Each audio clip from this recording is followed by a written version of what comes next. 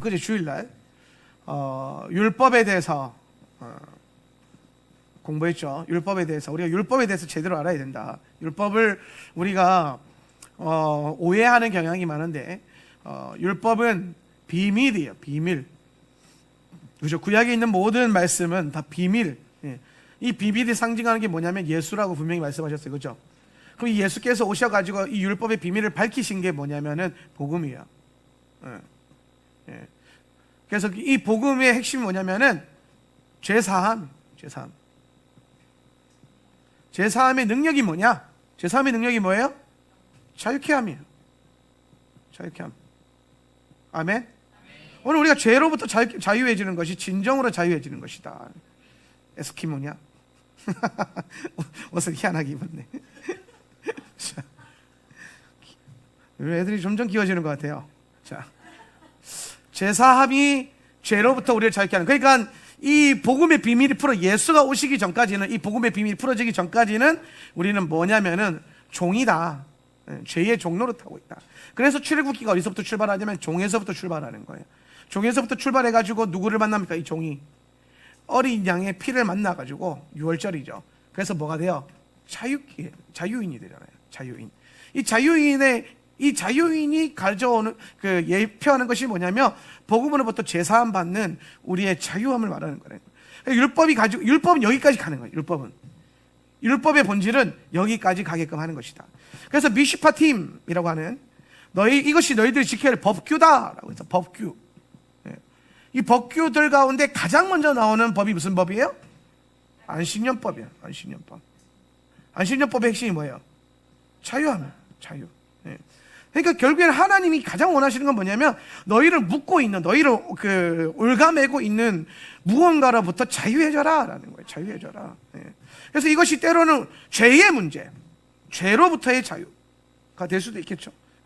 우리는 죽기까지 죄와 싸워야 됩니다. 아멘. 여러분, 죄와 싸우는 것을 멈춰서는 안 돼요. 우리는 간혹 죄 짓는 것을 너무 망각할 때가 있어요. 그게 죄인데 죄인 줄 모르는 경우가 있다는 거예요. 죄인데 죄인 줄 몰라요. 하나님이 말씀하셨어요. 아멘. 그러면 하나님이 말씀하신 거를 내가 아멘 안 하고 가만히 있는 게 죄예요? 안 죄예요? 죄지. 그거 죄예요. 하나님의 뜻으로부터 어그러지는 모든 것들이 죄란 말이에요. 근데 우리는 그게 내 마음에 뭐가 내키지 않고, 내 마음에 탐탁하지 않고, 내 마음에 뭔가 조금 불의함이 있고, 내 마음에 좀 뭔가 억울함이 있고, 내 마음에 뭐 여러 가지 상처 이런 것들이 있을 때 우리는 자기가 죄 짓고 있다는 걸 까먹어요. 자기가 짓는 죄에 대해서 뭘 보여야 하냐면 합리성을 부여해버려요. 나는 이래도 돼. 죄입니다. 그래서 제가 이제 주일날 읽었던 책 중에 하나가 죄 죽이기라는 책이 있어요. 이름 멋있죠? 죄 죽이기. 청교도의 황제라고 하는 존 오웬이 쓴 책인데 한번 읽어보세요. 존 오웬이 쓴 책인데 이름이 죄 죽이기예요. 무슨 한 권 내내 죄를 죽여야 된다. 죄를 죽여라. 죄를 죽이기를 훈련해라. 뭐 이런 데요. 근데 이분이 쓴 책 중에 글귀 중에 제가 뭐가 감동이 오냐면은 우리는 수시로 죄를 죽이기 위해서 싸우고 죄를 죽이기 위해서 그 죄 죽이기에 대한 싸움을 해야 되는데 이것을 안 하고 있는 그 자체가 이미 죄에 넘어가 있는 상태라는 거예요. 그래서 거룩한 사람은 항상 죄에 대해서 경계함을 갖고 있다는 거예요. 오늘 율법이 우리에게 주는 것은 정죄가 아니라 그 죄를 정죄하시는 이유는 그 죄로부터 속죄로 나아가서 자유해지라고 주는 거예요. 그렇죠? 죄의 문제만 자유해집니까? 아니요. 우리 삶에 묶여있는 모든 묶임들, 묶임으로부터 자유, 이건 풀리는 거죠. 풀림. 여러분, 묶이는 인생이 아니라 풀리는 인생이 되시기를 주님의 이름으로 축원합니다. 성령이 충만한 사람은 푸는 역사가 있어요. 마귀는 매르지만 성령은 풀어내시죠. 인생이 매이면 안 돼. 인생이 풀려야지. 오늘 우리의 믿음이 묶이면 안 돼. 풀려야 돼요. 오늘 여러분의 어떠한 그 영적인 어떤 기름 부으심이 묶여 있으면 안 돼요. 어떠한 문제든지 묶여 있으면 안 돼. 풀려야 돼요. 이 풀림을 놓고 기도해야 돼요. 그래서 우리 예수님께서 오늘 말씀에 우리에게 뭐라고 말씀하시면 네가 땅에서 매면 하늘에서도 매일 것이고 땅에서 풀면 하늘에서도 풀릴 것이다. 묶어 푸는 게 결국엔 어디에 붙어 있어요? 땅이 먼저예요? 하늘이 먼저예요? 땅이 먼저라는 거 이거 지금 뭘 말하는 거예요? 묶어 푸는 게 누구에게 있다는 거예요? 우리 안에 있다는 거예요. 내게 있는 거예요. 내가 묶어 푸는 거예요. 뭐로? 예수의 이름으로. 그런데 원수도 우리를 묶으려고 하는데 오늘 우리가 그 묶인 모든 묶임에서 자유함을 선포하고 오늘 자유케 됨을 선포하는 거예요. 오늘 아까 제가 마지막으로 찬양할 때 그 주님을 사랑하는 기쁨을 찬양할 때 그 브릿지 부분에 가면은 선포하는 게 있죠. 오직 예수 이름에 능력이 있네, 예수 이름에 자유 있네, 예수 이름에 치유가 있네, 막 선포하잖아요. 이 멜로디로 가면 안 돼. 멜로디로. 여러분 이거 선포할 때 여러분 진짜 여러분 삶에 있는 치유받아야 될 어떤 영역과 풀려야 될 어떤 영역과 자유케 돼야 될 어떤 영역, 구원받아야 될 어떤 영역을 바라보면서 선포했습니까? 아니면 어떤 느낌이 좋아가지고 막 박수치면서 찬양했어요? 바라봐야 한다는 거예요. 오늘 우리 찬양할 때 그게 우리의 멜로디가 능력이 되고 무기가 돼서 나갈 것을 믿음으로 바라보고 선포하는 거지, 오늘 이것이 그냥 음악으로 끝나버리면은 능력이 없다는 거예요. 오늘 영적인 모든 것을 우리의 믿음으로부터 출발하는 거예요. 믿음으로부터. 믿고 선포하는 것은 다 이루어진 줄 믿으시길 바랍니다. 믿고 선포할 때 성령께서 역사하시는 걸 바라봐야 돼요. 그런데 우리가 오늘 이 모든 것에서 환경으로부터 또 자유케 돼야 되는데 이것으로부터 자꾸 자유함을 선포해야 되는데 묶인단 말이에요. 묶인다. 오늘 우리가 예수의 이름으로 푸는 은혜가 있길 바랍니다. 풀려야 돼요. 오늘 하나님께서 우리에게 율법을 주신 이유는 우리를 올가매려고 하는 것이 아니라 원수로부터 묶여있는 것을 끊어내려고 법을 주신 거예요. 그래서 끊어내는 법이라 보호하는 법이고 자유케 하는 법이라는 거예요. 예수의 이름으로 자유해지는 거 놀랍지 않습니까? 우리는 율법을 뭐라고 생각하냐면은 마치 복음이 있고 은혜가 있고 막 그래가지고 율법은 우리를 묶어가지고 우리를 옴짝달짝하지 못하게 만들고 나를 억압하는 어떤 수단으로 봤는데 정작 진짜 율법으로 들어가면 그 율법이 가지고 있는 본질이 뭐냐면은 풀어내는 거예요. 자유케 하는 거. 오해했다는 거죠. 우리가 성경을 모르니까, 말씀을 모르니까 율법이 어떻게 복음으로 연결되는지를 이해를 못하는 거예요. 복음이 갑자기 나온 게 아니에요. 오늘 율법이 복음에 근거하고 복음이 율법에 근거해서 오늘 우리가 배우는 모든 토라의 법들이 복음의 능력 안에서 우리를 자유케 하는 법으로 와야 되는 거예요. 자유해지는 법. 그래서 이 율법 가운데 가장 중요한 게 사실은 뭐냐면 안식년과 희년이라. 안식년과 희년. 안식년과 희년의 기준이 되는 게 뭐예요? 안식일이에요. 안식일. 그래서 여러분 우리가 샤밧을 보낼 때에도 마찬가지입니다. 오늘 우리가 샤밧 예배를 보낼 때 오늘 이 샤밧에 자유를 선포하는 거예요. 나팔을 부는 모든 예배는요 자유해지는 거예요. 묶이는 게 풀어지는 거예요. 오늘 여러분 나는 뭔가 묶여인 것 같다고 예배당 들어와서 일단 나팔부터 불고 시작하는 거예요. 나팔을 불어라. 나팔을 이 항상 공식처럼 외워야 돼요. 나팔이 부는 곳에 자유함이 있다. 오늘 성경에 있는 모든 나팔 부는 이 날들은요 다 자유해지는 날이에요. 오늘 우리를 올가매고 있는 그 모든 것에서 또 자유해지는 거예요. 우리가 살다 보면 속 시끄러운 일에 매이고 남편 문제에 매이고 자식 문제에 매이고 삶의 생계 문제에 매이고 사역적인 문제에 매이고 다 매일 수 있어요. 그런데 오늘 나팔 부는 이 나팔 소리가 들릴 때 거기서 자유해지는 걸 선택해지는 거예요.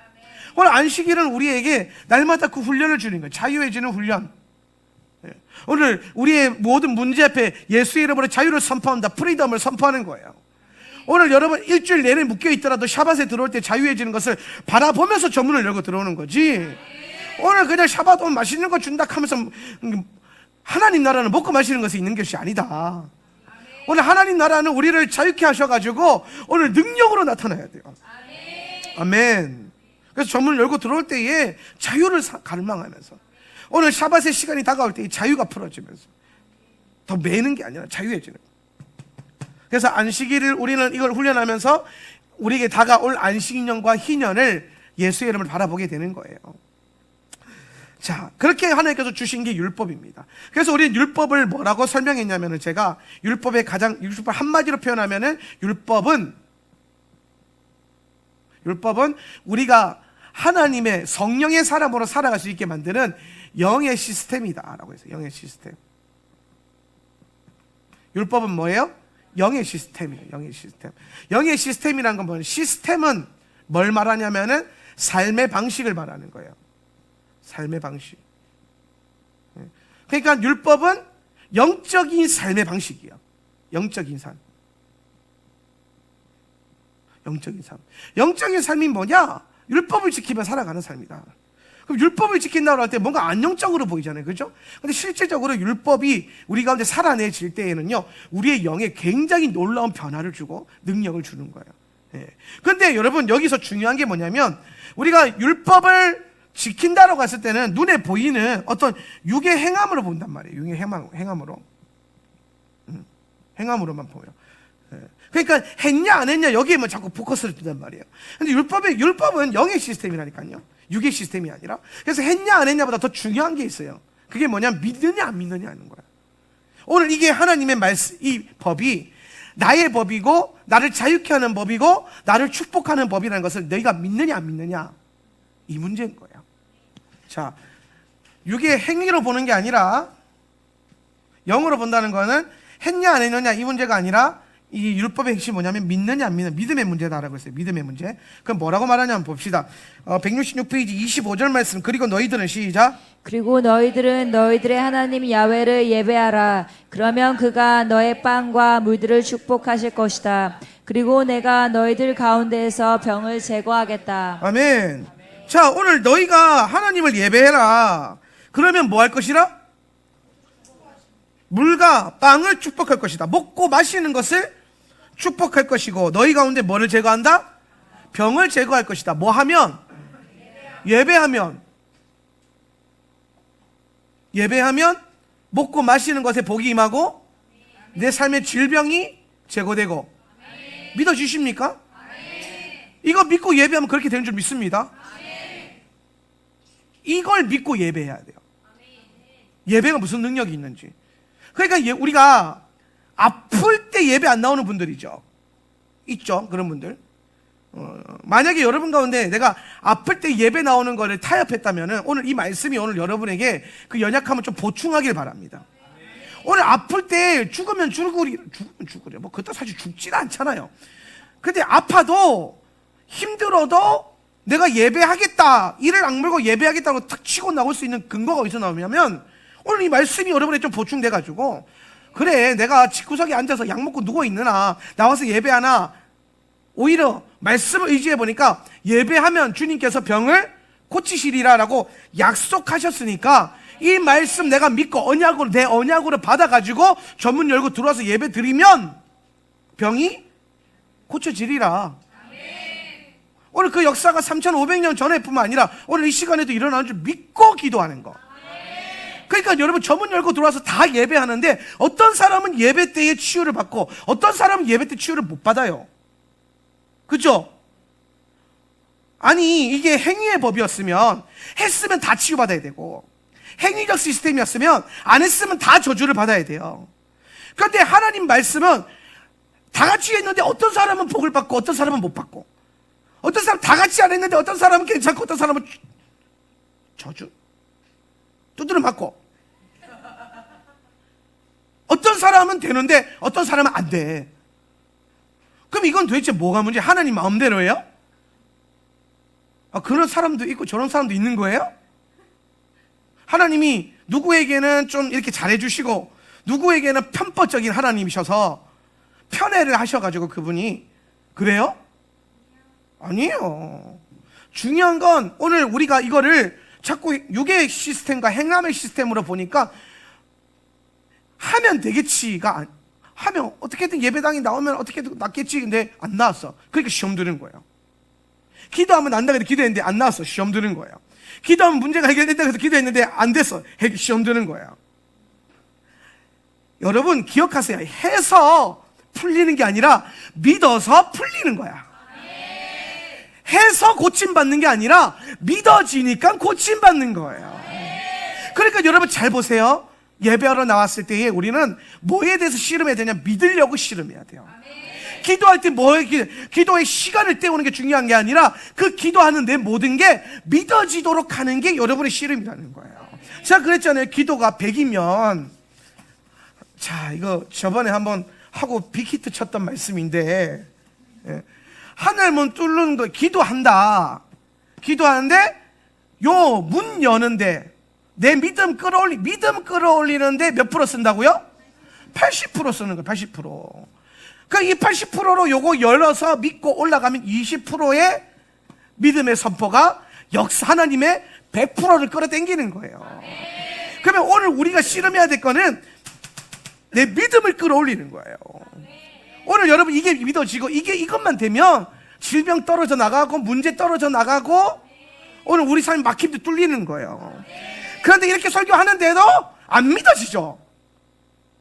믿어집니까 지금 이게?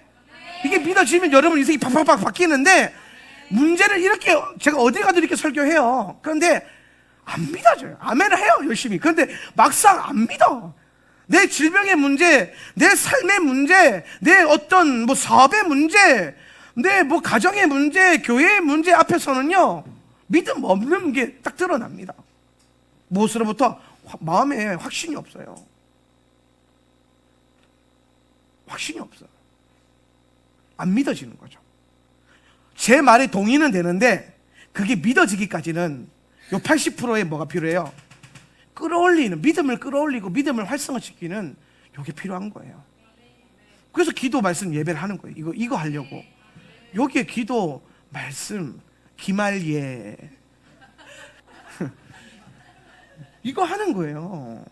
다른 것 때문이 아니라. 오늘 우리가 자꾸 이거를 여러분 육신의 법으로 가져가니까 하나님 내가 이거 했는데 왜 안 해주세요? 왜 또 Y가 나오는 거예요? Y. 또 Y 질문이 나오는 거예요. 하나님 내가 100일 기도했는데 왜 안 돼요? 하나님 내가 거듭남의 기도했는데 왜 안 끊어져요? Why? 믿고 하라니까요. 믿음이 우리를 변화시키는 거예요. 믿음이 역사하는 거지 여러분의 행위의 노력이 역사하는 게 아니란 말이에요. 기도, 말씀, 예배 요거가 오늘 우리의 믿음 안에서 일어나는 게 아니라 행위로만 자꾸 초점이 맞춰지고 누가 했나 누가 안 했나 나는 했나 누가 안 했나 여기에 빠지기 시작하면은 했는데 안 되니까 Y가 나오는 거예요. Y가. 그러니까 여러분 혹시 뭐 리더들 우리 세론들이나 뭐 성도님들 막 영적인 코칭 해주다가 이거 하면 된다 했는데 안 됐어요. 얼마나 당황스러워요. 저도 그럴 때가 많아요. 아니 저한테 기도 받으러 문제가 생기거나 뭐 중요한 일이 있으면 기도 받으러 많이 오거든요.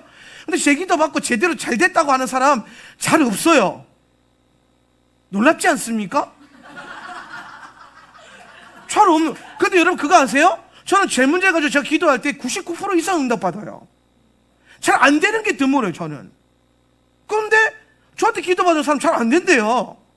목사님 기도받고 잘 됐어요 라고 간증이 잘 안 들려요. 기도해줬는데 어떻게 됐어요? 잘 안 됐어요. 할 뜻이 있겠지. 그러고 지나간 경우가 많지. 할렐루야 하나님 역사하십니다. 그러니까 그러면 성도들이 막 우리 목사님한테 기도받으면 다 뚫린다더라, 다 된다더라, 다 치유받는다더라 이런 사람들이 잘 없잖아요. 왜? 그걸로 역사하는 게 아니니까 하나님은. 저는 통로가 될 수는 있습니다. 기름 부음의 통로, 선포하는 능력. 그런데 여러분 역사는 하나님이 하시는 거예요. 오늘 성경이 분명히 말하잖아요. 누가 씨를 뿌리고 누가 물을 주나 자라게 하는 건 성령이시라. 바울이 심었는데 왜 안 자라요? 여러분 바울이 심어서 안 자라면요 이 세상 모든 설교가들 이미 다 소망 없어요. 바울이 심었는데 아볼로가 물을 줬는데 안 자란대요. 여러분 이제 교회 웬만한 사역자들은 이제 소망 없어요. 아볼로가 물 뿌렸는데 안 자라. 근데 바울이 심었기 때문에 잘 자라고 아볼로가 물 주어서 잘 자라는 게 아니더라는 거예요. 성령이 하시는 거다. 근데 성령은 어떻게 일하시느냐? 내 믿음으로 역사하시더라는 거예요. 성령은 우리의 믿음으로 역사하는 거예요. 제가 오늘 예전에 제주도 와서 교회 처음 개척하고 막 이제 처음에 목회할 때에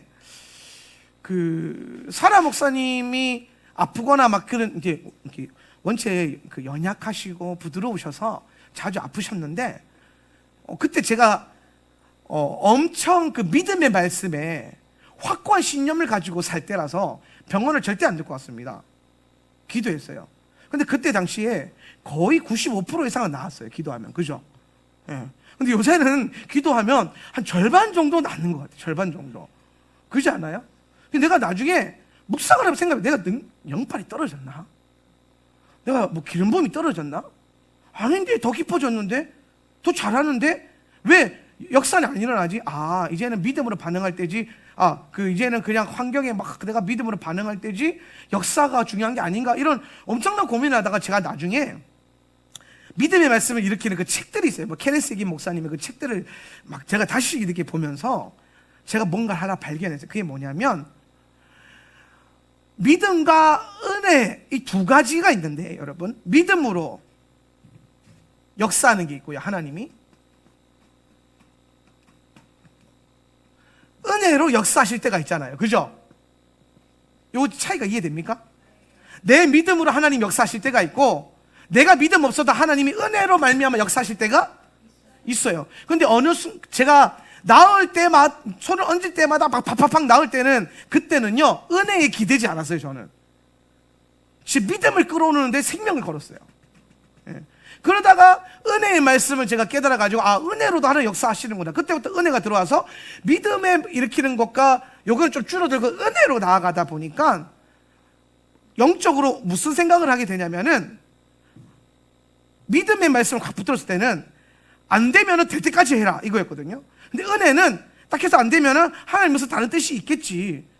순종해라. 뭐 다 좋은 것만 생기는 건 아니다. 이렇게 갔단 말이에요. 여러분, 이 둘 중에 뭐가 맞아요? 둘 다 맞는 거예요. 그래서 사실 믿음과 은혜에 균형 있는 믿음이 필요해요. 균형 있는 은혜의 그 기도, 균형 있는 삶이 필요한 거예요. 그런데 믿음을 끌어올려야 될 때가 있고 은혜를 선포해야 될 때가 있는데, 우리가 여기에 많이 치우치다 보면 여기에 대한 끈을 놓아버려요. 기도할 때 기도하면 된다는 그 믿음의 공식. 기도했는데 자꾸 안 되잖아요. 한 10번 했는데 9번 안 된다고 칩시다. 기도 10번을 했는데 10개 문제를 놓고 기도했는데 9개가 응답이 안 됐어요. 하나는 응답이 됐죠. 그럼 여러분, 하나의 만족이 되죠, 그죠? 하나에 감사하죠. 근데 9개가 안 됐잖아요. 그럼 어떻게 됩니까? 믿음을 일으키는 게 힘들어지죠. 안 되는데 계속 믿음을 끌어올리는 게 쉬워요? 역사가 안 일어나는데 계속 믿음을 끌어올리는 게 쉬워요? 근데 여러분, 그거 아세요? 계속 믿음을 끌어올려야, 믿음의 생장점이 터져야 역사도 계속 일어나는 거예요. 제가 예전에 그 얘기했습니다. 자주 얘기하는 건데, 믿음은 이렇게 성장하지 않는다 그랬어요. 믿음은 이렇게 성장하는 거예요. 그죠? 그런데 내가 지금 요 하락 추세를 믿음으로 살고 있는지, 요 상승 추세를 내가 살고 있는지 잘 몰라요. 우리는 알 수가 없어요. 주로 요 때는요, 열심히 기도해도 응답이 잘 안 돼요. 왜? 하락해야 되니까. 인생에 하나님께서 바닥을 찍으라고 하는 때가 있어요. 왜? 그래야 또 성장하니까. 이걸 이제 고난이라고 그러는 거예요. 고난. 내 삶의 고난, 광야 같은 고난이 딱 온단 말이에요. 이때는 하나님께서 허락하시는 고난이 있는 거예요. 욥기 배웠던 것처럼. 예. 의인이단 말이에요. 죄지어서가 아니라 하나님이 더 나은 하나님의 목적을 위해서 허락하시는 이 하락 구간이 있어요. 떨어지는 구간. 근데 그거 아십니까? 상승하는 구간도 있다라는 거예요. 상승하는 구간. 하락은 상승을 위해서 있는 거예요. 오늘 하나님 우리를 낮추시는 것은 더 높이시려고 낮추시는 거예요. 이거 이해됩니까? 믿어져요? 이게 믿어지려면 하나님 엄청 신뢰해야 돼요. 여러분이 많이 기도하는데 하나님 응답이 잘 안 되는 것 같다. 그랬을 땐 여러분, 하나님께서 여러분을 더 높이시기 위해서, 더 높은 상승을 위해서 하락 추세로 몰고 갈 수도 있다라는 거예요. 잘 보세요. 하락은 요만큼 하거든요. 근데 이만큼 하면 상승은요 2배로 해요. 그죠? 상승은 이만큼이잖아요. 믿음의 추세상 그래요. 하나님께서 나에게 고난을 허락하실 때에는 그 고난보다 더 큰 뭐예요? 갑절의 축복이 있기 때문에. 욥기가 정확하다니까요. 욥에게 하나님께서 고난을 허락하신 이유는 그 나중에 있을 뭐예요? 더 높은 차원의 축복과 성장을 위해서 주시는 거예요. 그러니까 기도 계속 하는데 오늘 이 하락 추세에 있을 때 나는 하나님의 사랑을 못 받나 보다, 나는 망했다, 그리고 포기하는 게 아니라 안 되더라도 이 바닥 찍을 때까지, 하나님이 허락하시는 바닥 찍을 때까지 믿음의 선포를 하면서 내 믿음을 지켜야 돼요.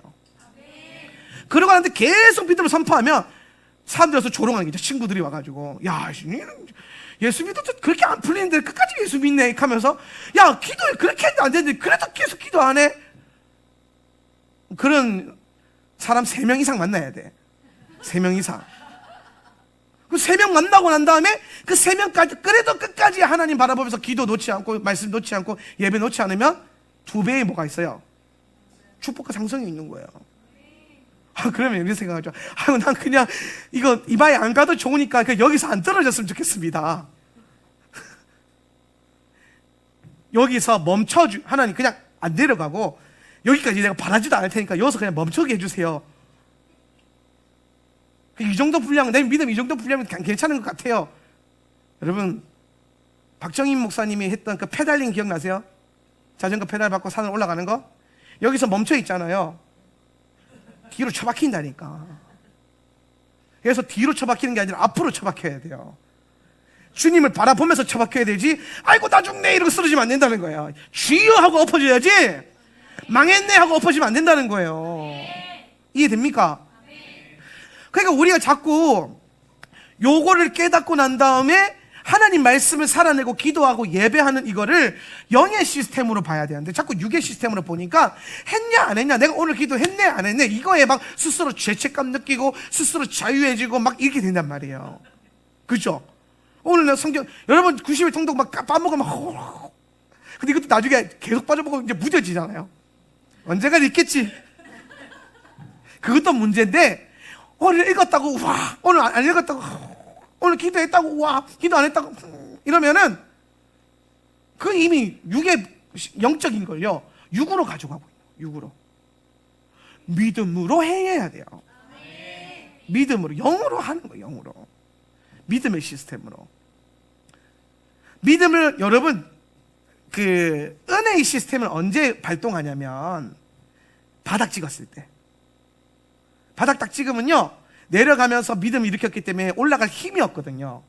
그런데 이 바닥에서 주님이 이제 그 에스겔 말씀에 보면 그게 이제 나를 들어 올리사라는 표현이 있거든요. 그게 정말 멋진 표현이에요.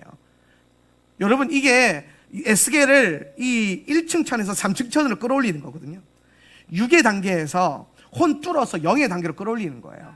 오늘 우리가 처음에 0으로 시작해도 6으로 바닥 딱 쳤을 때에 그때도 끝까지 내 믿음 지키고 있으면 주님이 역사하셔가지고 주님의 은혜로 들어 올려서 에스겔 들어 올리듯이 들어 올려서 영의 반열과 믿음의 반열을 딱 올려놓는다는 거예요. 이거 정말 중요한 거예요, 여러분. 이게 잘 하셔야 돼요. 그러니까 기도도 믿음 없이 하면 안 되고 예배도 믿음 없이 하면 안 되고 말씀 읽는 것도 믿음 없이 하면 안 된다는 거예요. 그래서 우리 정말 많은 영적인 부분들이 내 믿음 끌어올리는데 다 쓰는 거예요. 믿음 끌어올리는데 들이붓는 거예요. 현상 바꾸는데 들이붓는 게 아니라. 오늘 내 앞에 있는 문제 하나 딱 만나면 A라는 문제, 이거 붙들고 막 기도하는 게 핵심이 아니라 이거를 하나님께서 역사하실 걸 믿어지는 내 믿음 끌어올리는데 시간 들이붓는 거예요. 근데 어떤 사람은 그 기도조차도 안 하니까 문제인 거죠. 그럼 소망이 없죠. 기도 안 하는데 무슨 소망이 있어요? 기도는 이 소망의 끈입니다. 소망의 끈. 믿음을 계속 믿음의 고백을 외치고 기도 말씀 예배를 붙드는 자가 은혜를 간구할 수 있는 거지, 은혜를 경험하는 거예요. 어떤 분들은 그래요. 목사님, 다른 사람들은 다 잘 되는 것 같은데 나만 왜 이렇게 안 돼요? 이런 분들이 있잖아요. 그러면은 안 되는 데 이유가 있어요. 안 되는 데는 이유가 있다니까요. 정말 다른 사람들이 다 잘 되는 데도 이유가 있는 거예요. 이유가. 저는 그게 뭐라고 생각하냐면은 하나님을 얼마나 신뢰를 갖고 내 시간을 들여서 하나님을 붙들었느냐. 이 시간의 싸움과 들여짐이 사실은 여러분 만만한 게 아니거든요. 예배당에 앉아서 매일 1시간씩 기도해야지 이거 쉬워요? 엄청 어려워요. 쉬운 게 아니라고요. 근데 어떤 사람은 해내요. 근데 어떤 사람은 못 해낸단 말이에요. 그러니까 어떤 사람은 돼요. 근데 어떤 사람은 안 돼요. 그럼 여러분 되는 인생으로 만들어야 된다니까요. 그러니까 제가 계속 요 몇 주간 그 얘기하는 거예요. 기도가 바뀌어야 인생이 바뀐다고. 기도가 바뀌어야 인생이 바뀐다. 그럼 이 기도는 내용도 바뀌어야 되지만 행위가 아니라 믿음의 기도로 하는 것이 굉장히 중요해진다는 거예요. 기도뿐만 아니라 이 율법의 시스템도 마찬가지예요. 토라를 살아내는 거 행위에 가는 게 아니에요. 토라를 살아내는 거 굉장히 영적인 거예요. 만약에 여러분 우리가 이 토라를 살아내는 거를 육신의 행함으로만 결론을 내버리면 바리새인처럼 돼버리는 거예요. 바리새인들 행함으로는요 완벽한 자들이에요. 근데 예수님 오셔서 뭐라고 했냐면은 아무것도 안 하고 죄 지었던 세리와 창기와 병자들 보다 더 안 좋다, 안 좋은 상태다 라고 말하잖아요. 왜? 그들은 행함이 육신의 행함으로만 다 판단해서 자기 안에 자기 의로움이 너무 커요. 주님이 주시는 의로움이 아니라. 그러니까 그런 사람들이 나중에 예수님 오셨을 때 주여 주여 하는 거예요. 왜? 왜 나를 모른 척 하시나이까? 와이 당하는 거예요. 와이를 계속 선포하는 거예요. 왜 그렇게 하십니까 내게? 근데 그 사람들은 하나님이 주시는 의로 채워진 게 아니라 자기 행위와 자기 의로만 채워졌으니까 예수님이 모르는 거예요. 예수님이 요한복음에 분명 말하잖아요. 저들에게 내가 들어갈 자리가 없다. 오늘 우리가 자아를 죽인다, 자아를 내려놓는다 이 개념은요, 내가 하고 싶은 대로 산다 이것도 자아지만 이게 육적인 시스템으로 가져가지고 내 행위로서 스스로 만족하고 있다면 이것도 자아예요. 여기에서 행위에서 오는 만족 이게 크거든요. 저도 이런 싸움이 있어요. 저도 어느 날 기도 많이 하면 괜히 하루 종일 뿌듯하고 막, 여러분 그럴 때 없어요? 저만 그래요? 아니 갑자기 그날 성경 좀 많이 보면 괜히 그날 하루 종일 기분 좋고 막 뭔가 목회자로서 뿌듯하고 뭔가 자격이 있는 것 같고, 자격 없는 내 힘이, 자격이 없다니까 내 힘으로 되는 거는 오직 예수님의 보혈로. 근데 우리는 그렇게 돼요. 왜? 자꾸 이걸 영적인 시스템이 아니라 육의 시스템으로 이거를 자꾸 판단하니까 그렇게 되는 거예요. 이제 깼구나. 근데 하나님께 주님 늘 깨어 있으라 그랬어요. 그러니까 굉장히 성경적인 거죠. 네. 자, 그래서 미시파 팀은 우리가 율법이라고 해서 이 율법은 행위의 법으로 가져가면 절대로 안 된다. 육신의 법이 아니라 무슨 법이라? 영의 법이다. 율법은 애초에 하나님께서 우리에게 주실 때 그 명확한 기준과 대상이 있어요. 대상은 누구에게 준 거냐면 하나님의 백성. 그 사람들은 누구냐면은 거룩한 백성. 자, 여러분 이제 우리 거룩 나오면 뭐부터 생각해야 돼요? 소속감. 그죠? 하나님에게 속한 사람. 여러분 거룩 이제 그래서 구별된 거예요. 천지 만물 가운데 구별된 자는 하나님밖에 없어요. 그래서 카도시라는 단어는 하나님께밖에 쓸 수가 없어요. 그래서 우리가 나는 거룩해 라고 말하는 건요 틀린 거예요. 이해되세요? 야 너는 거룩하지 않아, 이건요 여러분 틀린 거예요. 지가 이거 죄 짓는 거예요. 나는 거룩해, 너는 거룩하지 않아, 그 사람은 거룩하지 않아, 이렇게 표현하는 건요 죄 짓는 거예요. 틀린 거예요. 무슨 죄냐? 자기가 하나님 역할을 하고 있는 거예요.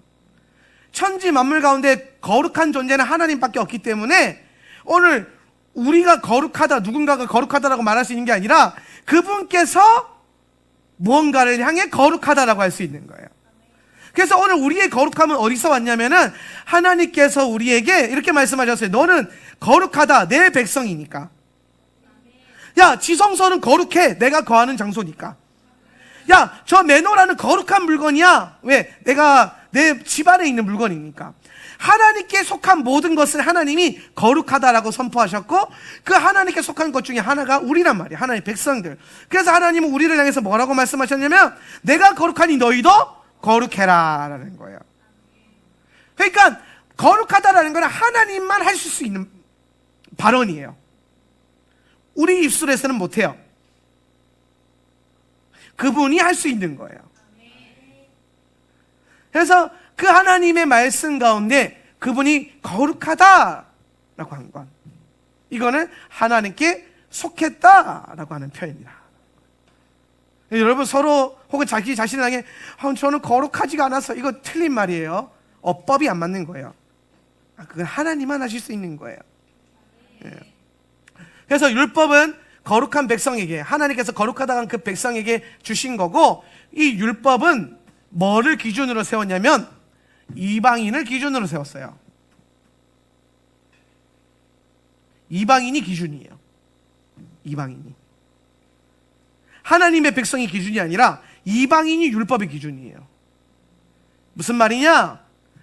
이방인들은 이렇게 하나 너희는 이렇게 해야 된다. 이방인들은 이렇게 살지만 너희는 다르게 살아야 한다. 이게 거룩함이에요. 그럼 여기서 말하는 이방인은 유대인을 제외한 이방인이, 그 시대는 그랬죠. 그 시대는. 근데 지금에 와서는, 오늘 로마서에서 바울이 분명히 말하는 바가 뭐냐면, 누가 유대인이고 누가 아브라함의 자손이냐, 아들이냐라고 했을 때, 믿는 자가 아브라함의 아들이고, 오늘 아브라함은 믿는 자들의 씨의 아비가 되셨으니 라고 하잖아요. 그러면은 믿는 자는 유대인이 아니고 이방인이 아니고 하나님의 백성이에요. 거룩한 백성. 오늘 사도 요한이 분명히 말하죠. 혈통으로 난 자가 유대인이 아니다. 도끼가 나무 뿌리에 놓였느니라. 이 말이 뭐예요? 너네 자꾸 뿌리 믿고 까불다가 뿌리 잘린다, 이 얘기하는 거예요. 유대인들이 입버릇처럼 자랑하는 게 뭐냐면 내가 누구의 자손이고 누구의 아들이고. 그래서 여러분 그 유대인들 이름 보면은 아리엘 벤 이사야 막 이러거든요. 그게 자기 이름이래요. 이게 무슨 말이냐면 이사야의 아들 아리엘이요라는 뜻이에요. 벤 예후다라고 했잖아요. 여러분 벤 예후다는 이름이 아니에요. 앞에 뭔가 이름이 있을 거예요. 벤 예후다는 자기 정체성이에요. 예후다의 아들 누구누구. 이해됩니까? 벤 구리온도 구리온의 아들 머시기가 있을 거란 말이에요. 그런데 우리가 짧게 그냥 벤 구리온, 벤 예후다 이렇게 말한단 말이에요.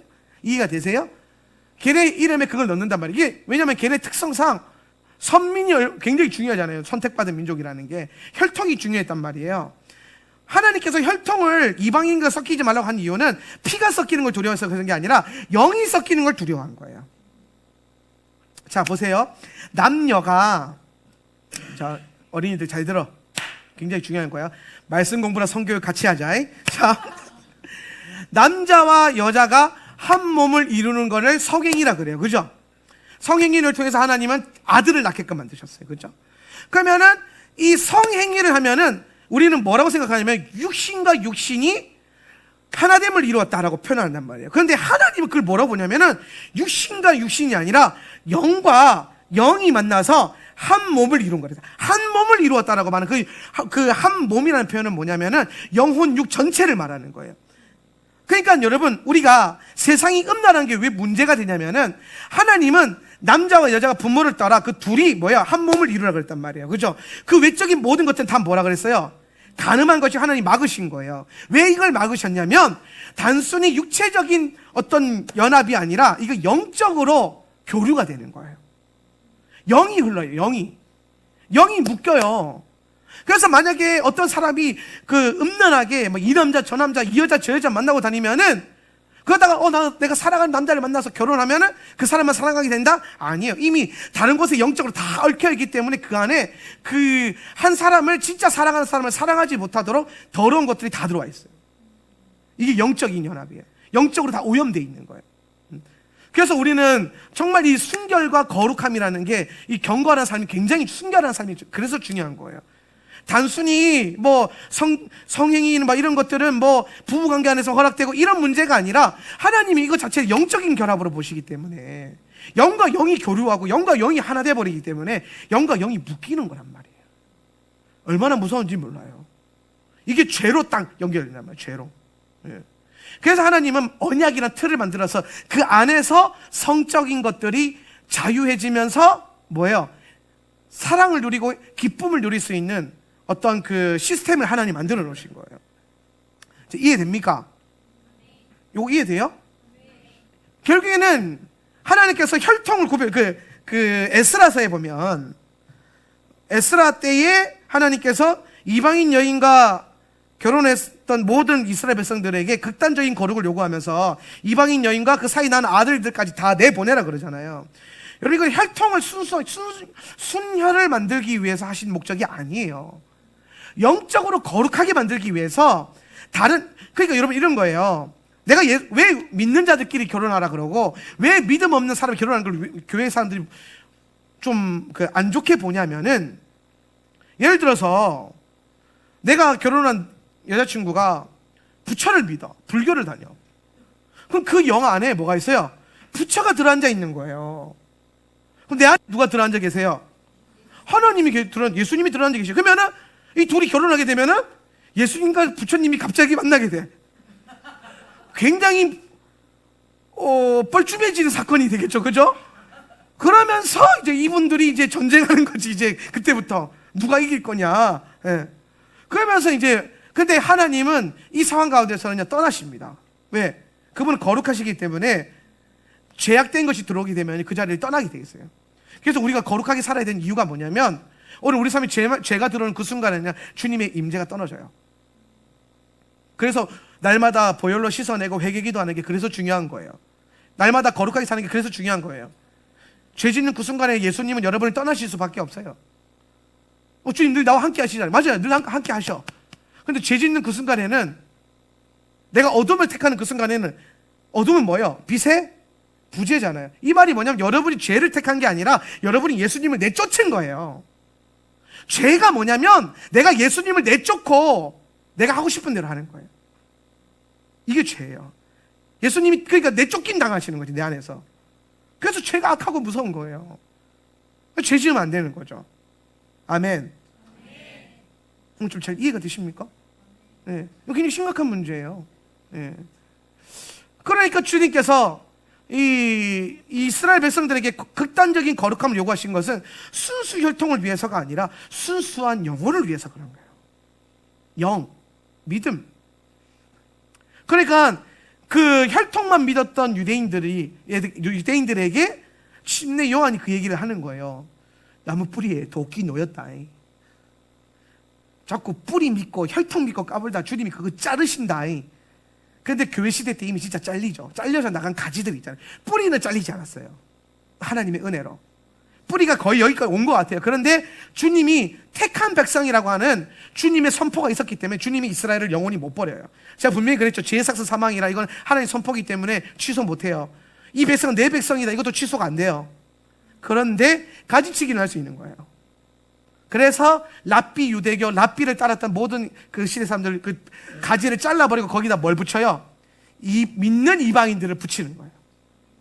그래서 이방인과 유대인의 원수된 벽을 허물어버리고 이 둘로 하나를 만들어서 한 세 사람을 만드시고 그 이름하여 하나님의 거룩한 백성.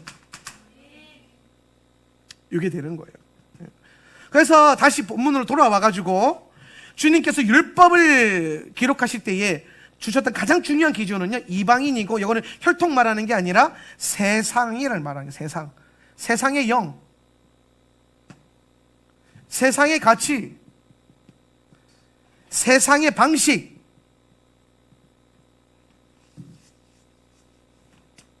세상에서 우리가 세상이 추구하는 거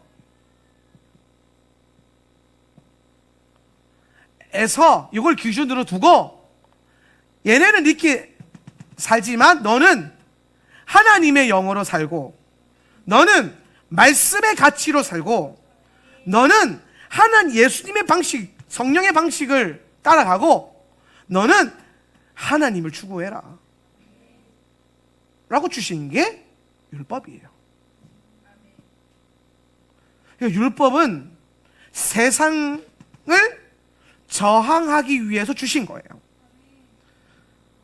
우리는 세상에 속해 있다가 건진 바 되었는데, 문제는 뭐냐면 우리는 영적인 정체성은 하나님의 사람으로 변화됐는데 문제가 있어요. 그게 뭐냐면 습관이에요. 죄는 주로 습관으로 옵니다. 여러분 그렇게 있잖아요. 우리는 그런, 요새도 그런 책 많이 나오고 그런 애니메이션, 그 웹툰 같은 거, 크리스천 웹툰 같은 거 많이 만드는데 그게 뭐냐면 반복해서 짓는 죄. 반복해서 짓는 죄. 여러분에게 반복되는 그 죄들이 있잖아요. 반복되어지는 죄. 그거 만날 때마다 축사 많이 하시죠, 그죠? 그 죄 지을 때마다 예수 이름으로 딱 회개합니다. 예수 피피피 이런 거 많이 하잖아요. 그거 해서 고쳐져요, 안 고쳐져요? 안 고쳐져요. 왜냐하면 귀신의 역사가 아니에요. 습관이에요. 습관이 잘못되어 있는 거예요. 물론 여러분 어떤 사람은 귀신이 들어가가지고 해방해가지고 그렇게 할 수도 있는데, 대부분 여러분 잘 보세요. 신약 성경 읽어보시면, 우리 통독하다 신약 잘 읽어보세요. 서신서에 보면은 바울이 무슨 얘기하냐면, 육을 쳐서 복종케 함은 육이 일어나서 육체가 그렇게 한다. 악한 영이 그렇게 한다. 악한 영이 너를 뒤집는다. 악한 영이 너를 괴롭힌다라고 표현 잘 안 해요. 주로 바울이 꼬집는 게 뭐냐면 육이 그렇게 하고 육체가 그렇게 하고, 그러니까 너는 육신을 쳐서 복종케 하는, 육에 대한 얘기를 해요. 이거 뭘 말하냐면 습관을 말하는 거야. 습관. 그러니까 우리가 짓는 죄 중에, 제가 가늠해보건데, 이건 성경 아니니까 그냥 대충 들으세요. 성경은 아니니까. 가늠해보건데 70%에서 80% 정도는요, 귀신이 여러분을 죄짓게 하는 게 아니라 여러분 안에 있는 죄악된 습관이 죄짓게 만드는 거예요. 그러니까 예수 믿으면 뭐가 바뀌어야 돼요? 습관이 바뀌어야 되죠. 이건 삶의 방식이 바뀌어야 된다는 거예요. 그러니까 이렇게 말하는 거예요. 우리는 아직도 이방인스러운 습관이 있는 거예요. 우리는 아직도 이 세상의 영에 속해 있는 습관이 있는 거예요. 그러니까 예수 믿는데도 문제 생기면 걱정 근심해요. 속이 뒤집어지면 잘못부터 따지려고 해요. 사랑할 생각은 1도 먼저 안 들어요. 은혜를 베푸는 생각은 1도 먼저 안 든다니까요. 여러분이 악해서가 아니에요. 우리 습관이 그렇게 들어있어요. 습관. 왜? 어렸을 때부터 그렇게 배웠거든요. 어떻게 배웠냐? 가서 두드려 맞고 오지 마라. 남이 너 한 대 때리면 가서 10대 때려줘라. 오늘 믿는 부모님들도 그렇게 가르치잖아요. 그죠? 그러니까 어렸을 때부터 죄악된 습관이 몸에 들어요. 물론 이제 아담의 원죄로부터 오는 그 악한 습관들도 있지만, 세상적인 어떤 논리 안에서부터 우리가 배워진 악한 습관들이 있어요. 그러니까 여러분, 아주 어릴 때부터 영적인 훈련으로, 시스템으로 가르치는 거. 지금 재성이나 쌤이 나이 때부터 영적인 훈련을 시키는 게 왜 중요하냐면 습관을 바꿀 수 있어요. 저학년도 좋아요. 근데 고학년만 돼도 늦어요. 힘들지, 너고. 예시바 처음 들어오면, 5학년, 6학년 때 예시바 처음 들어오면 되게 힘들어요. 근데 어리면 괜찮아요. 어리면 뭐 재성이나 쌤이나 이런 애들이 예시바 들어오면 형들 하는 거 보면, 다 그렇게 하는 거 봐. 다 저렇게 하는 거 봐. 예배는 매일 해야 되는 거고, 기도는 무조건 소리 질러야 되고, 기도하다 눈 뜨면 욕먹는 거 당연한 거고. 이렇게 배워요. 그런데 일반 학교를 한 5학년까지 배우다 보면 학생 인권 나발 이런 얘기 나오는 거예요. 인권이고 뭐고 이런 얘기 나오는 거예요.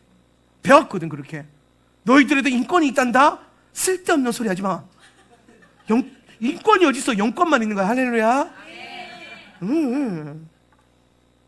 그 어디서 걔네가 날 때부터 배웠어요? 나는 인권이 있는 존재야. 아니요. 악한 습관으로 배운 거예요. 세상의 영이, 세상의 가치가, 세상의 방식으로 세상을 추구하라고, 하나님 추구하지 말라고 가르쳐 놓은 것들이에요. 근데 그게 도덕적으로 문제가 없으니까 부모님들이 그냥 허락해 놓은 거예요. 도덕적으로 문제가 없으니까. 근데 여러분, 도덕적인 것과 거룩한 것은 달라요. 이게 평행을 그릴 때도 있는데 부딪힐 때도 있어요. 그래서 우리는 어렸을 때부터 가르쳐야 된다는 거예요. 우리 아주 어린 아이들 때부터 기도, 말씀, 예배로 훈련시키고, 말씀 가치로 훈련시키고, 마치 이렇게 믿는 게 당연하다는 듯이 가르쳐야 돼요. 매일 예배하는 것은 당연하다는 듯이. 자, 우리 재혁이가 우리 교회 처음 왔을 때 엄마한테 그런 얘기를 했답니다. 왜 이 교회는 매일 갑니까?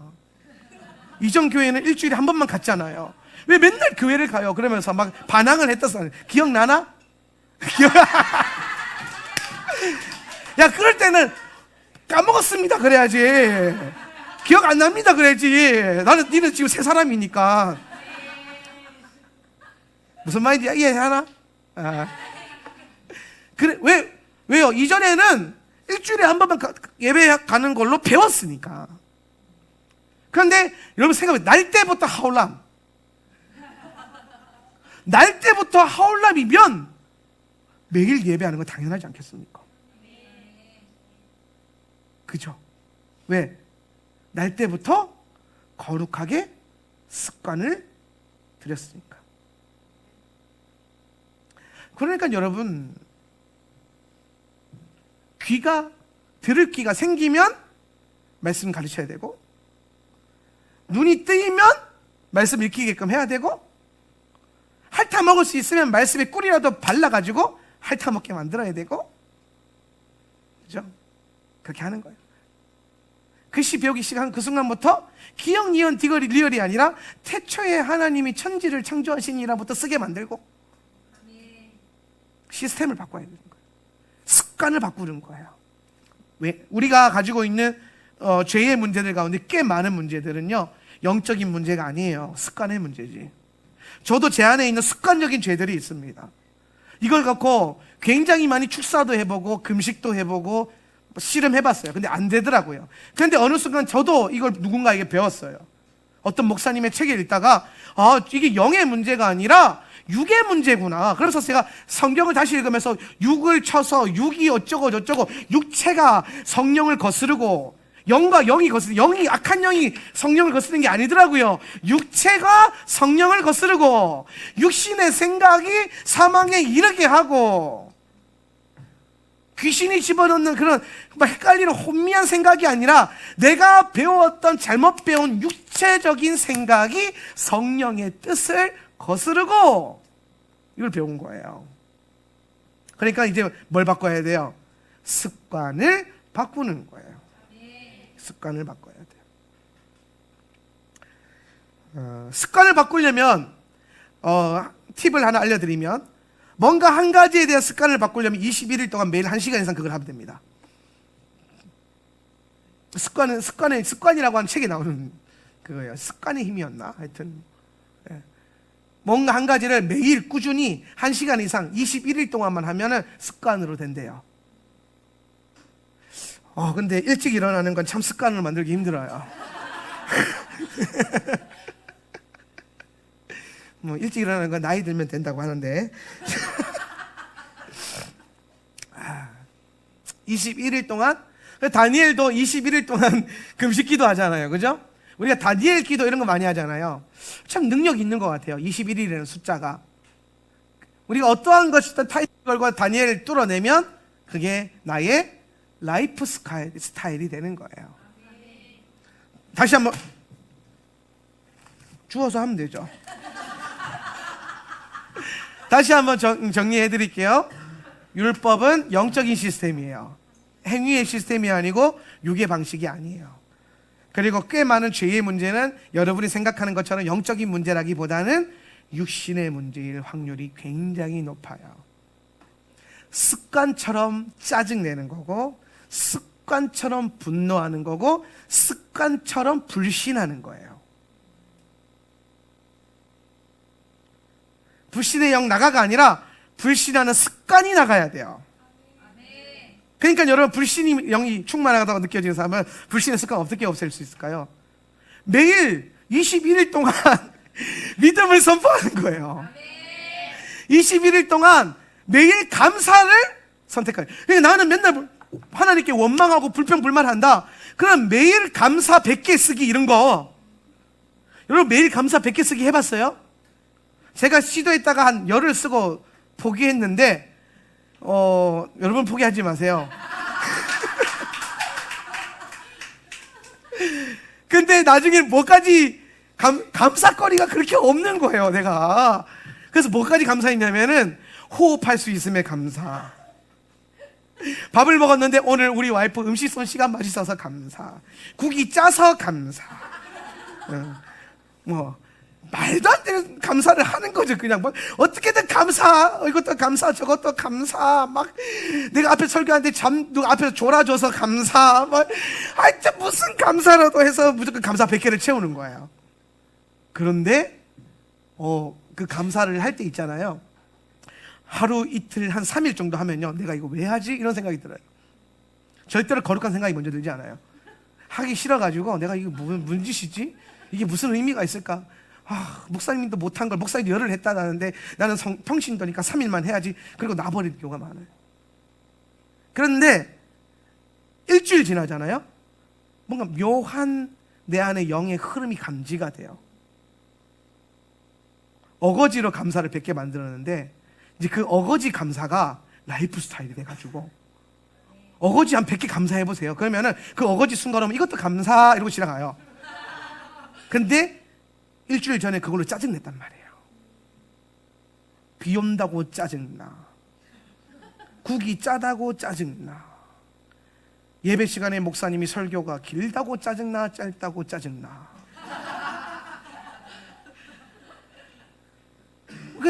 근데 어거지로 감사하면 그 짜증나던 모든 요소가 감사가 돼버리니까 짜증나는 그 순간에 예전에 짜증이 먼저 습관이 입력이 돼 있으니까 문제가 생기고 환경의 시스템이 만들어지면 짜증부터 나오는데 이거를 감사 시스템으로 어거지로 바꿔놓은 거예요. 그러니까 이게 진짜 나중에 내가 체득이 돼가지고 짜증나는 시스템에서 갑자기 감사가 튀어나오는 거예요. 이래도 감사, 저래도 감사, 그저 감사, 항상 감사, 매일매일 감사, 이게 되는 거예요. 살고 싶으면 어거지라도 감사하세요.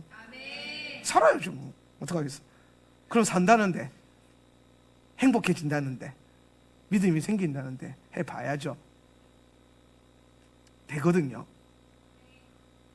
그러니까 어거지로 감사. 나중에 지난번에 그래서 이게 무슨 어거지로 감사해도 되네 그랬는데 성경 읽으니까 어거지 감사가 아니라 범사의 감사라고 써 있더라고요. 어거지 감사가 아니더라고요. 근데 육신의 생각이었지 하나님은 그걸 범사의 감사로 받아들이신 거죠. 그리고 나중에 저도 그렇게 믿어지는 거예요. 범사에 감사할 수 있구나. 이게 되니까 써놨구나. 안 될 줄 알았는데 되네. 되는구나. 놀랍도다 이 오묘하고 신비한 말씀이요. 되는 거예요. 문제는 습관이죠. 문제는 우리의 믿음 없음이 문제예요. 그러니까 기도해서 믿음 끌어올리는데 시간 드리고 하나님 앞에 말씀을 선포하고 감사하기로 결단하세요. 이거 육신의 시스템 아니에요. 굉장히 영적인 시스템이에요. 오늘 여러분이 지금 앉아서 말씀 듣고 예배하고 기도하는 거 육으로 하지만 굉장히 영적인 시스템이에요. 믿음으로 바라보면서 영을 계속 가동할 수 있는 저와 여러분 되었으면 좋겠습니다.